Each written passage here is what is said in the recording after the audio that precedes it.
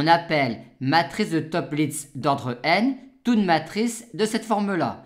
Et on note ainsi l'ensemble des matrices de Toeplitz d'ordre n à coefficient dans K. Dans la question 1, on nous demande de montrer que cet ensemble-là est un sous-espace vectoriel de MNC, d'en donner une base et d'en préciser la dimension.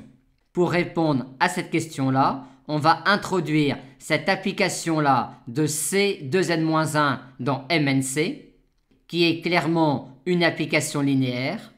Aussi, cet ensemble-là est-il un sous-espace vectoriel de MNC en tant qu'image du C espace vectoriel C2n-1 par une application linéaire.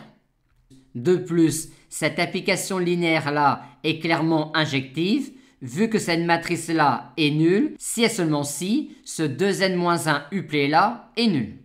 Aussi, cette application linéaire petit f-là induit un isomorphisme de C2n-1 sur son image par petit f qui est ce sous-espace vectoriel-là. On en déduit que ce sous-espace vectoriel-là de MNC est de dimension 2n-1 et qu'on en a une base en considérant les images des vecteurs de la base canonique de C2n-1 par cette application linéaire petit f-là. Dans la question 2, on nous demande de montrer que si deux matrices carrées commutent et si P et Q sont des polynômes de C de X, alors P de A et Q de B commutent également.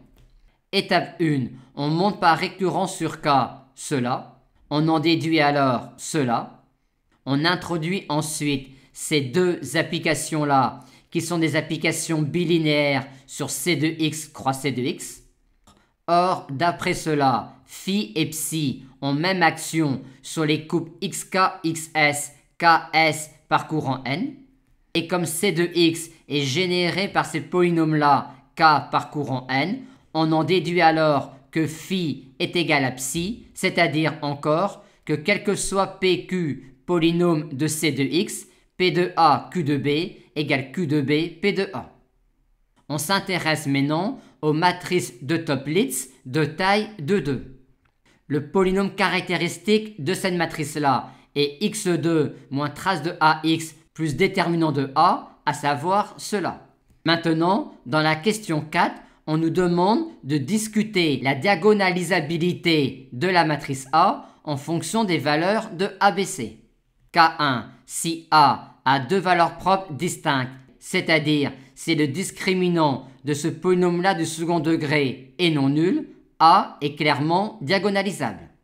K2, si A a une valeur propre double, c'est-à-dire si le discriminant est nul, c'est-à-dire encore si B ou C est nul, alors A est diagonalisable si et seulement si A est de la forme mu I, c'est-à-dire si et seulement si B égale C égale 0. Conclusion, A est diagonalisable si et seulement si BC est non nul ou si B égale C égale 0. Pour répondre à la question 5, on distingue deux cas. K1, si M a deux valeurs propres distinctes alpha et bêta, alors M est diagonalisable et donc semblable à cette matrice-là. K2, si M a une valeur propre double alpha, M est alors au moins trigonalisable et donc semblable à une telle matrice où alpha est la valeur propre double de grand M. Dans la question 6, on nous demande de montrer que toute matrice de M de C est semblable à une matrice de Toeplitz. Étant donné la question 5, ceci revient à montrer qu'une matrice de cette forme-là avec alpha différent de bêta est semblable à une telle matrice et qu'il en est de même pour ces matrices-là. C'est clair pour ces matrices-là, vu qu'il s'agit d'un cas particulier d'une matrice de Toeplitz. Il reste donc à montrer, quand alpha est différent de bêta, qu'une telle matrice est semblable à une matrice de Toeplitz.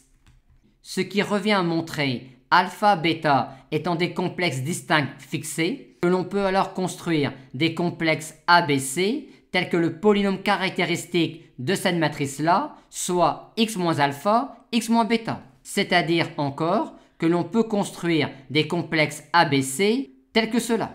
Et c'est bien le cas, il suffit de prendre pour A ce complexe-là, pour B par exemple 1 et pour C ce complexe-là.